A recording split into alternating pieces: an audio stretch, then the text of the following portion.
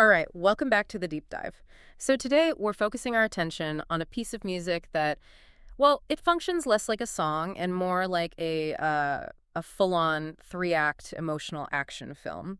We are talking about Enemy by Beacon Light featuring Sam Tinnesz. Mhm. And this track, I mean, it doesn't ease you into its story at all. From the very first beat, it just throws you into this high-stakes scenario. It's all about confrontation, deep personal hurt.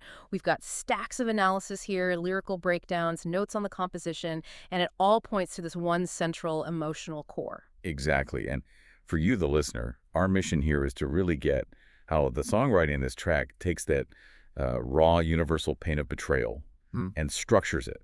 It turns it into this powerful, almost militaristic declaration of resistance. Your declaration, yep. It's like a roadmap. It shows you how you go from being hurt by someone to standing definitively against them, all while, keeping your own integrity. That structural integrity piece is so key. I think it's easy to just focus on the raw energy, the aggression of the track, but the genius is really in the poetry. It absolutely is. That Yeah. shift from, shock to just total clarity is managed so masterfully in the lyrics. We're going to examine that progression. From the confusion of verse 1 to the iron will of verse 2. Exactly. Okay, let's unpack this. Let's start right there, in the thick of it, the opening of verse 1. Beacon Light uses these immediate, really visceral sensory details to set the scene. Oh, yeah. We're walking through fog, we have clenched fists, and there's smoke filling your lungs. It's claustrophobic, right? It Yeah. immediately signals danger. It does. It creates this atmosphere of an immediate kind of suffocating threat, but it also signals confusion. Ah, how so? Well, when you're walking through fog, you can't see clearly. You can't really tell the threat level. And crucially, you can't tell who's friendly and who's a foe. That uncertainty, that's the perfect fertile ground for betrayal. And that leads us right to the actual source of the conflict, because as the lyrics make clear, this isn't about a stranger at all. No, and that's what's so fascinating here. It's not some vague antagonist. The song specifically calls out the enemy as someone who wore a mask. Right. That immediately just skyrockets the emotional stakes.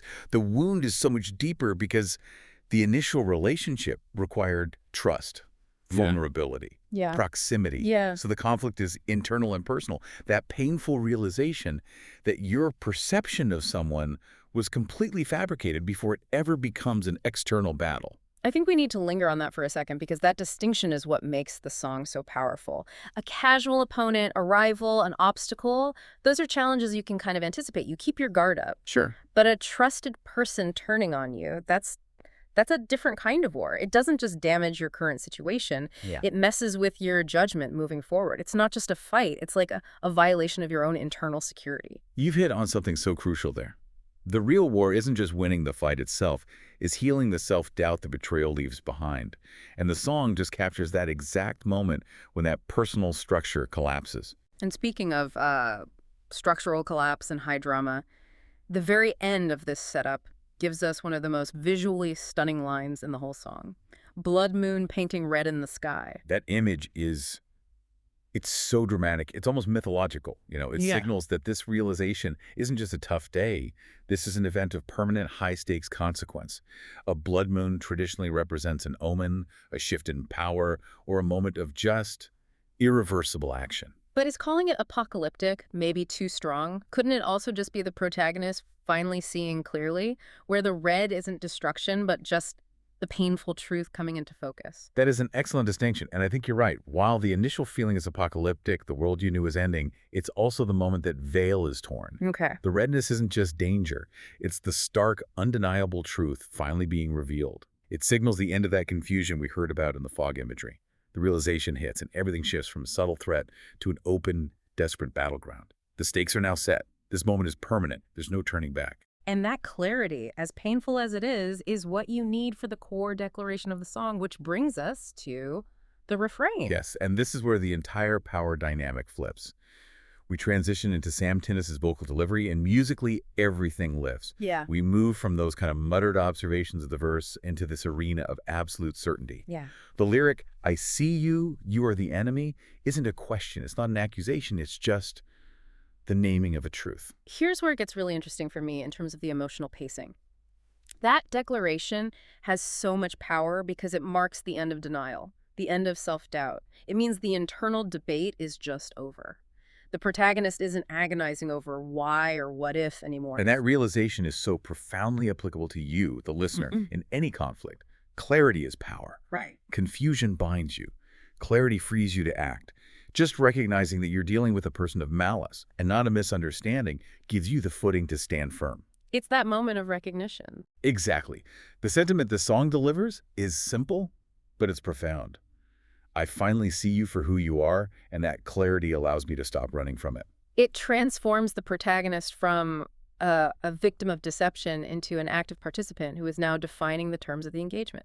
I mean, half the battle truly is won the moment you stop hoping the enemy will change and you just start accepting who they are. That's the pivot. So we've gone from the shock of betrayal in verse 1 to the clarity of recognition in the refrain. Now, verse 2 is the act of confrontation. This is where beacon light kind of goes off, Yeah. detailing the enemy's character flaws, hungry for power, willing to destroy anyone in their path. And those specifics are necessary, you know. They justify the defiance that comes next. It's not just personal revenge. It's a confrontation against an entire ethos. The enemy is defined by their moral bankruptcy, their lust for control. They're predatory. Right, but what I find so compelling is the shift that happens right after that character assassination. The focus moves instantly from what the enemy is to what the protagonist will be.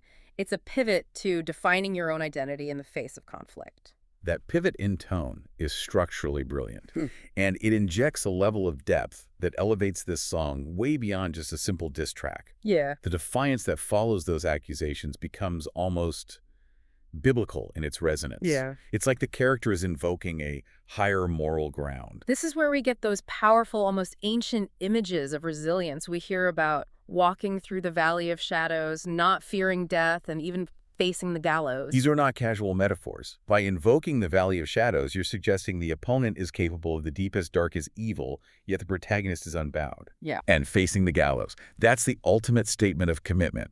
It means they're willing to accept the absolute worst consequence of this fight, rather than surrender their principles. This language injects a theme of just, unshakable, ultimate resilience into the whole confrontation. The character is saying, your threats have been weighed against my core convictions, and my convictions win. And for me, this entire movement centers around one crucial principle, and it's all in that line about never becoming like them. Yes. You mentioned the enemy is defined by their means power-hungry, willing to destroy. The hero's greatest victory, then, isn't defeating the enemy on the outside. It's defeating the internal temptation to use the enemy's tactics. That is the ultimate so what for the learner in this entire deep dive. This is the hardest psychological line to hold in any prolonged conflict, whether it's professional, political, or personal. When you fight something dark, the bitterness, the resentment, the obsession with revenge can dangerously lead you to mirror the very darkness you despise. It's the path of least resistance, isn't it? Dropping your moral standards seems like the efficient thing to do in the short term. Exactly. And the song explicitly rejects that dangerous path. It draws a clear, ethical boundary. The character says, I will stand against you, I will fight you until the bitter end, but I will not compromise my soul or lose my integrity in the process. So integrity becomes the final weapon. The most powerful weapon. Yeah. It ensures that even if you lose the immediate external battle, you still win the internal one. That is the true sign of strength, I think. Maintaining your moral center when everything around you, your hurt, your anger, the desperate need for justice, is telling you to just drop down to their level to win. It's an act of radical self-preservation. It really speaks to a deeper form of survival. The enemy wants to destroy your character just as much as your physical standing. By refusing to adopt their tactics, the protagonist preserves the one thing the enemy can never touch: their moral identity. Let's follow that integrity into the conclusion, because the track builds that moral conviction into this massive, aggressive sonic experience. The bridge is the climax of this emotional film. The music swells, the energy just ramps up to this incredible peak, and we get that repeated, driving phrase, "This ends now." And that repetition serves a really critical function. It's more than just musical drama. It creates an emotional energy that feels deeply anthemic. It's almost like a self-hypnosis. What do you mean?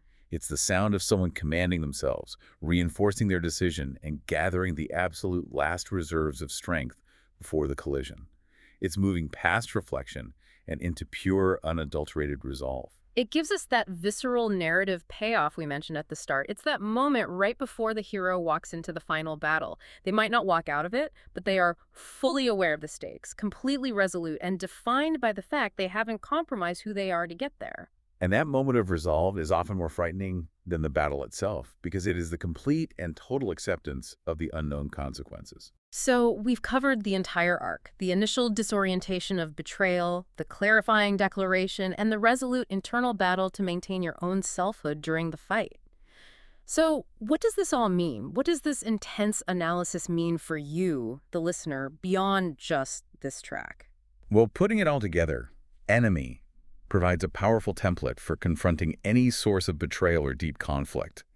It really teaches us that emotional survival relies on 3 steps. First, achieving absolute clarity about the nature of your opponent. Second, standing your ground with unshakable resolve. And most crucially, I think, for long-term psychological health, Yep. refusing to let the darkness win. And that means not letting it beat you from the outside or corrupt you from the inside. Exactly. Neither externally nor internally. It's raw, it's undeniably cinematic, and it proves that the most powerful music often happens when artists are willing to dissect profound personal pain and transform it into universal strength. It's a track for when you need to remember that you possess the strength not only to withstand those who try to break you, but to do so without losing yourself in the process. And that leads us to a final provocative thought for you to consider as you carry this deep dive forward. If the greatest victory in any conflict is maintaining your own integrity, then when you're facing an enemy defined by broken morals, how do you actively set up boundaries and internal safeguards? How do you make sure that your necessary act of resistance doesn't inadvertently turn you into the very thing you are fighting against? That line of integrity is often the most difficult, but ultimately the most rewarding line to hold.